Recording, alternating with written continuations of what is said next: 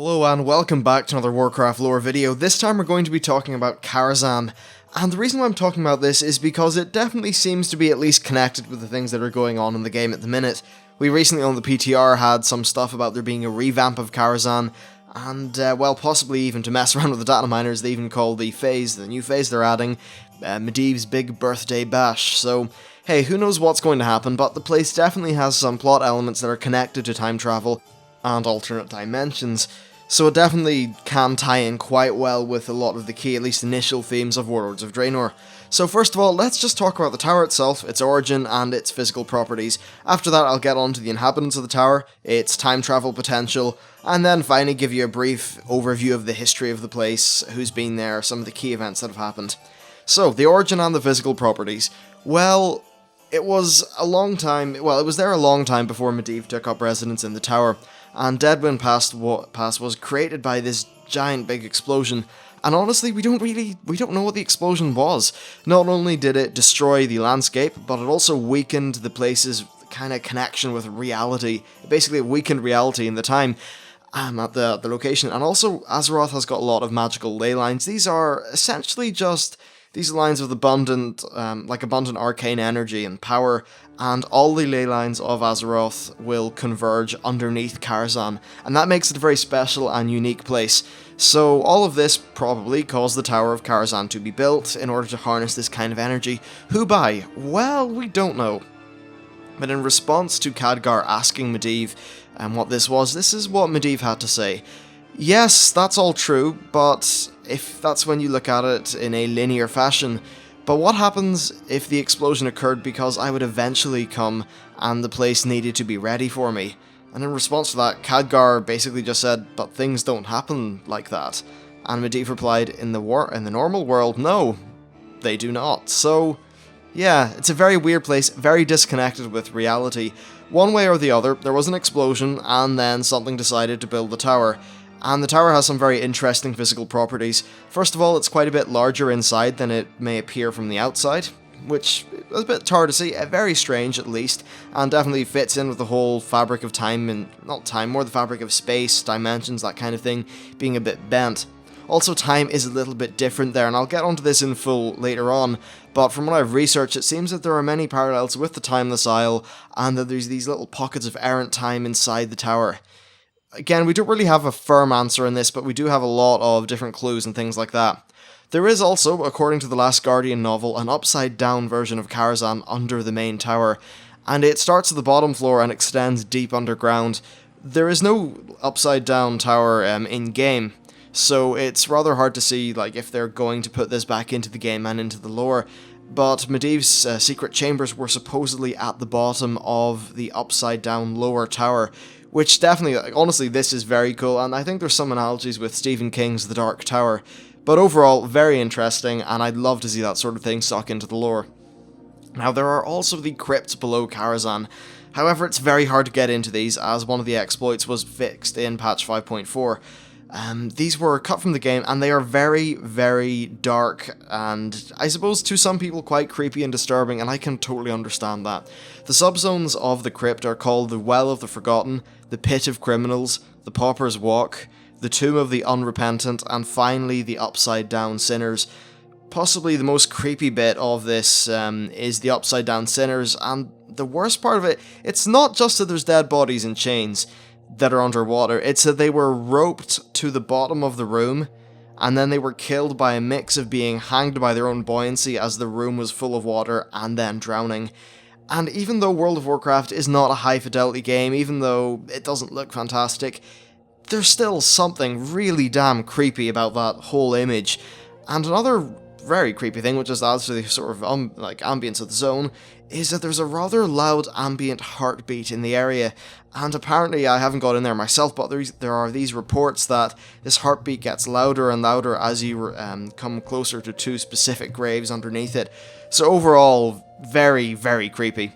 So the whole idea of this being the upside down tower and that kind of thing, it's a nice theory, but who knows. And the other thing about it actually being the crypt, because some people did say, well, the underground tower, it could be the crypt. The thing is, though, the inverse Karazhan would at least stand to reason that it would have a bit of a similar physical layout as the upper tower, but this crypt is nothing like it. It doesn't really, doesn't resemble the tower, it's just very different in dimensions, and it didn't really fit. Now that said, because time and space are very odd in the tower, it is always possible this is somehow, through some sort of spatial warp thingy, actually underneath the tower. Still, while this is a cool theory, I'm going to say that the upside down Karazhan thing is probably going to stay buried in the lore for quite a while, until we actually get to find out more about it. So next, let's talk about the inhabitants of the tower. Well, apparently when Medivh moved in, there was no one else there prior to him, and the only people that really lived with him was his servant Morose, the cook, who was called Cook, and then eventually Khadgar, who was his apprentice. Garona also spent some time there as she was a Horde emissary during the First War. Now, there are also a bunch of undead ghosts and things like that which are going around the place, and from what it appears to me, it seems like the tower captures dead people and binds their spirit to them, so they're essentially doomed to walk its halls for eternity. And that does, I suppose, make sense given the tower's strange natures. Basically, the spirits seem to always have been there, but when the Sagaris possessed Medivh arrived, he started draining the power, hence removing the spirits.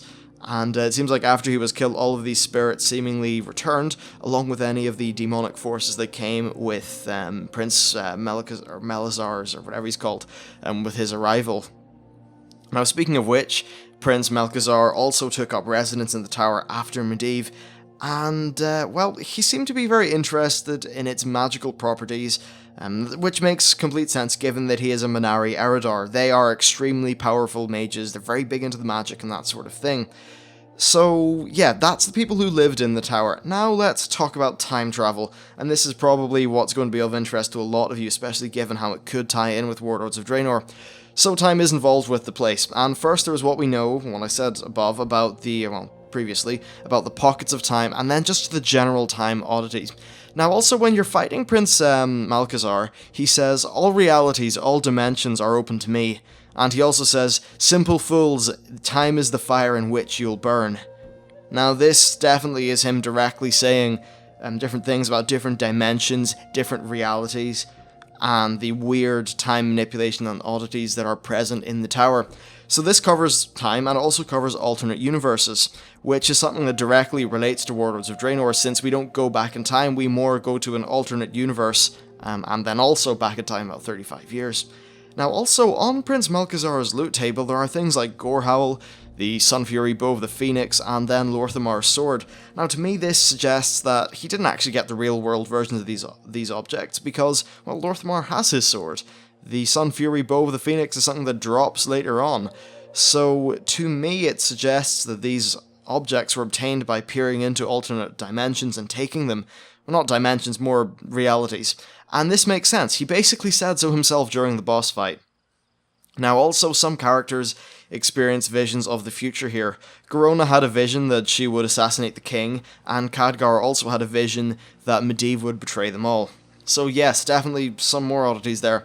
Now all this in combination with Medivh's theory about the time the tower coming into existence because he would one day live there, makes me think that the tower it's nearly like a static thing in time that exists in all times and dimensions, a little bit like the Time Missile.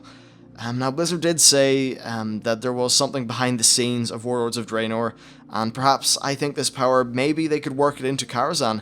Given how few details we actually know about Garrosh's escape to Old Draenor via the Dark Portal, it is possible that maybe some force via the powers of Karazhan is able to do this sort of thing. Maybe Kairos Dormu ends up recalibrating the Dark Portal to take us to the alternate dimension through some, I don't know, jiggling about on the top of Karazhan. Who knows? Anyway, let's round this video off with covering the history. So this is a brief overview of kind of the last 30 plus years of World of Warcraft. So, a long time ago, when he was a kid, Medivh went into a coma, and this was on his 14th birthday, and he would be in this horrible coma because Sagaris was sort of a part of him from when he was born. He was sort of infected with Sagaris in the womb, but Sagaris only really started to take the fore when he hit 14, and over a 20-year process, he was kind of tormented by demons and that sort of thing. He had horrible dreams, and he woke up 20 years later, now fully possessed by Sagaris. and he planned to use the Orcs of Draenor to destroy the humans in Azeroth because he saw them as his only real obstacle to true power. Now that bit seems a little bit odd to me because he is supremely powerful, but anyway, let's roll with it. Now this sort of mix of Medivh and Sagaris was getting more powerful by the day because of all the power he's just absorbing from the place. Now it was at this point that he decided to take up residence in Karazhan, and from there he would contact Gul'dan, and that's when he made the whole plot to open the Dark Portal, start the First War, and that sort of thing. Now, during this time, his mother came and said that he's run a really bad course of action, and he eventually ended up defeating his mother in combat and banishing her, and then he put wards on her to ensure she lived a life of peace. That essentially means he pacified a lot of her offensive abilities and that sort of thing. Later on, he was attacked by a blue dragon called Arcanagos, which he again defeated.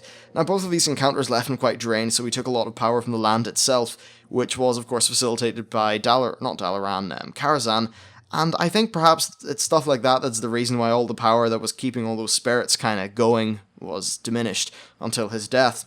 Now, after this, the Kirin Tor and Dalaran sent Khadgar to be Medivh's apprentice, and then also Garona would take up residence there for a time, and eventually Khadgar realised that the Orcish invasion was Medivh's plan, so he went to the king, and during an audience, they decided that Lothar would lead an attack against, well, relatively small attack against Karazhan. So it was Lothar, a bunch of just soldiers, and Khadgar, and they managed to kill Medivh. And when they killed Medivh, they killed his body, they expelled the whole Sagaris sort of side of him, and then his spirit just sort of, I don't know, floated off. He ended up being, I suppose, getting more of a physical form via the last of his mother's magic, and that is how he's present in Warcraft 3. So the tower remained empty until the Burning Crusade, at which point the powerful Dark Old Prince Melkazar took up residence in the tower. Now, Melkazar doesn't actually have that much lore. He seems more like an incidental guy that just sort of appeared because, hey, it's a powerful tower, he's a powerful mage, so we should probably just go there and kill him. So, yeah, that is essentially Karazhan. Very interesting place, and it's funny, a lot of places in World of Warcraft have got a lot of lore added to them since Cataclysm, but here, Karazhan is still one of those places that's very much shrouded in mystery, and I think that's why it's so interesting to me. It's also the first raid instance I was ever in, and a few different things. It's a very nostalgic place for a lot of people. So with patch 5.4.2 possibly having some sort of revamp of the place, or at least maybe a phase in there that's a part of a quest or scenario, I just can't wait to see what it is, and hopefully the lore in this video and some of the speculation and stuff will give you a bit of an idea of what we can expect. Anyway, if you enjoyed this video, please like and subscribe, I'd really appreciate it. If you have any comments, leave them in the section below. Thank you for watching, and I'll see you next time.